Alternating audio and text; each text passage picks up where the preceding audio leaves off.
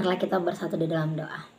Segala puji syukur kami ucapkan kepadamu Tuhan untuk setiap anugerah dan berkat Tuhan yang melimpah di dalam hidup kami. Kami puji dan kami muliakanlah Engkau Tuhan. Dan saat ini Bapa, kami datang ke hadirat-Mu, menyerahkan hidup kami ke dalam tangan-Mu yang kudus. Kiranya Tuhan yang menyertai dan memberkati kami sekalian, agar kami senantiasa beroleh hati yang bijaksana dalam menjalani hari-hari kami. Tuhan Yesus, saat ini melalui renungan ini kami serahkan hidup kami ke dalam tangan pengasihan-Mu. Biar kiranya Tuhan yang membimbing kami dan menuntun kami. Terima kasih Bapa, berfirmanlah Engkau, karena kami sudah siap untuk mendengarkannya. Amin. Selamat pagi untuk kita seluruh jemaat Tuhan yang terkasih, yang menjadi nas firman Tuhan untuk kita pagi hari ini diambil dari kitab Mazmur 50 ayat 23. Beginilah dikatakan, siapa yang mempersembahkan syukur sebagai korban, ia memuliakan aku. Siapa yang jujur jalannya, keselamatan yang dari Allah akan kuperlihatkan kepadanya. Manang ise nama melehon hamauliateon, ido napa sangap au, jalama bahen lapang, asa hupa tuduhon di ibana, hatuaun ni debata. Demikian firman Tuhan. Bapak, Ibu, Saudari yang terkasih di dalam nama Tuhan Yesus Kristus, dalam kehidupan ini, apa yang bisa sering kita syukuri di dalam kehidupan kita? Apa yang patut untuk kita syukuri? Dan apa yang sering juga membuat kita sulit untuk bersyukur di dalam kehidupan? Dan yang berikutnya, komitmen apa yang kita buat supaya kita senantiasa dapat bersyukur kepada Allah? Saudari yang terkasih di dalam nama Tuhan Yesus Kristus, rasa syukur mendasari merupakan ibadah orang percaya. Rasa syukur harus tercermin dalam perilaku kehidupan kita sehari-hari.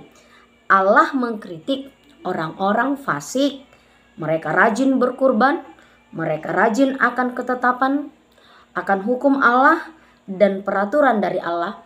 Namun di sisi lain, mereka melakukan hal yang mendukakan hati Allah.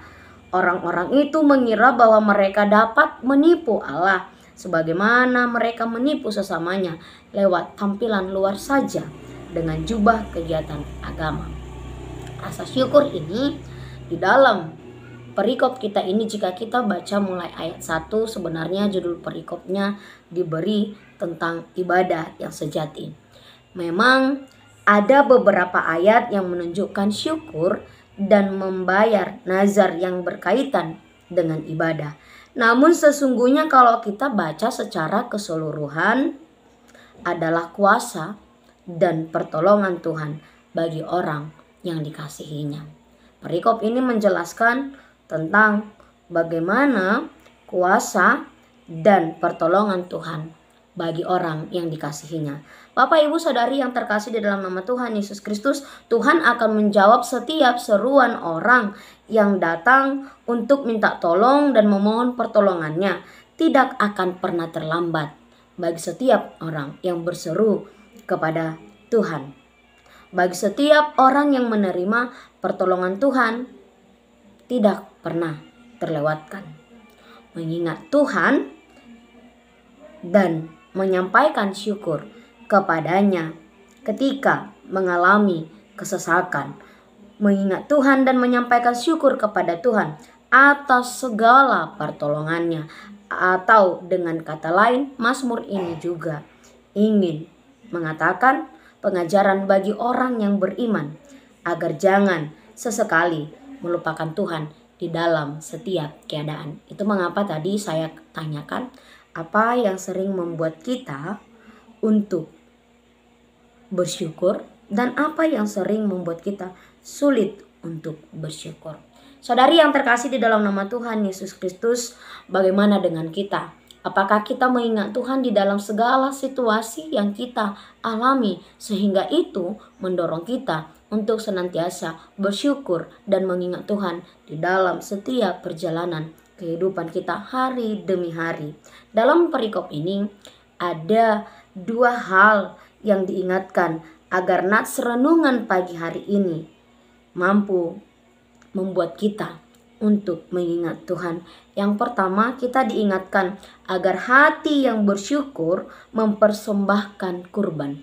Saudari yang terkasih di dalam nama Tuhan Yesus Kristus, orang yang bersyukur sesungguhnya adalah orang yang mengucap syukur atau mengucapkan terima kasih kepada Tuhan dalam hidupnya, sehingga ia tergerak, ia terdorong untuk memberikan kurban persembahan. Namun harus kita ingat, bukan korban persembahan yang paling penting bagi Tuhan. Bukan korban persembahan yang paling penting bagi Tuhan. Melainkan karena Tuhan memiliki segalanya. Termasuk segala jenis korban yang kita persembahkan. Tetapi yang paling penting bagi Allah, bagaimana hati kita mau senantiasa bersyukur dan datang kepada Tuhan. Inilah yang paling pertama yang diingatkan kepada kita. Hal yang diminta Tuhan adalah hati yang mengingat Tuhan dan mengucap syukur kepada Allah. Dan yang kedua, kita diminta agar kita memiliki hati yang jujur. Hati yang jujur. Jujur adalah sebuah kualitas pribadi atau hidup seseorang yang sangat berharga. Selain berpikir lurus dan selalu objektif dalam membedah suatu masalah, orang jujur akan selalu berhikmat dalam menghadapi setiap perilaku orang-orang fasik. Dalam Mazmur ini, Daud menjelaskan keuntungan terbesar dari orang yang jujur adalah Tuhan akan memperkenalkan kepadanya jalan keselamatan. Siapa yang jujur jalannya, keselamatan dari Allah akan kuperlihatkan kepadanya. Saudari yang terkasih di dalam nama Tuhan Yesus Kristus, yang kedua ini, bagaimana kita memiliki hati yang jujur. Ketika kita memiliki kejujuran, maka Allah akan memberikan upah dengan cara menunjukkan jalan keselamatan kepada kita. Dalam Mazmur ini Daud menjelaskan keuntungan itulah yang akan kita peroleh ketika kita hidup atau memilih jujur di dalam kehidupan kita. Seperti halnya seperti Nuh, Yusuf dan Samuel, bahkan seperti Zakaria dan Elizabeth di dalam perjanjian baru yang menunjukkan hidup yang saleh dan jujur. Mereka diberkati Tuhan menjadi saluran berkat. Oleh karena itu Bapak Ibu Saudari yang terkasih dalam nama Tuhan Yesus Kristus, ketika kita memilih hidup hati yang jujur, dan itu adalah kualitas yang sangat berharga di dalam kehidupan kita, maka kita akan dapat menjadi saluran berkat bagi orang-orang di sekitar kita. Tuhan akan memakai kita memperlihatkan keselamatan bagi umat Allah di dunia ini.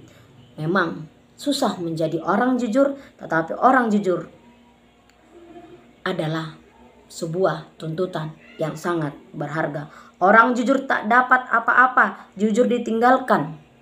Kadang itu memang membuat sedih ketika kejujuran itu mendatangkan sesuatu hal yang sangat menyedihkan. Tetapi nats ini meminta kita agar kita senantiasa jujur. Harus kita ingat, jikapun harus hidup di dalam pilihan, maka pilihlah kita disukai orang atau manusia, atau kita memilih untuk disukai oleh Tuhan. Tuhan hendaknya memakai kita untuk memperlihatkan kasih setia Tuhan sebagaimana yang kita terima melalui renungan pagi hari ini. Karena itu Bapak Ibu, Saudari yang terkasih di dalam nama Tuhan Yesus Kristus, marilah kita mau dibentuk agar Tuhan senantiasa memberikan kepada kita dengan hati yang bersyukur dan hati yang jujur. Kiranya kita mau dibentuk untuk memiliki hati yang senantiasa bersyukur kepada Allah dan hati yang jujur. Amin. Selamat pagi, Tuhan Yesus memberkati. Shalom. Kasih karunia dari Tuhan Yesus Kristus serta kasih setia Allah Bapa dan persekutuan Roh Kudus memberkati dan menyertai kamu sekalian hari ini, esok, dan sampai selama-lamanya. Amin.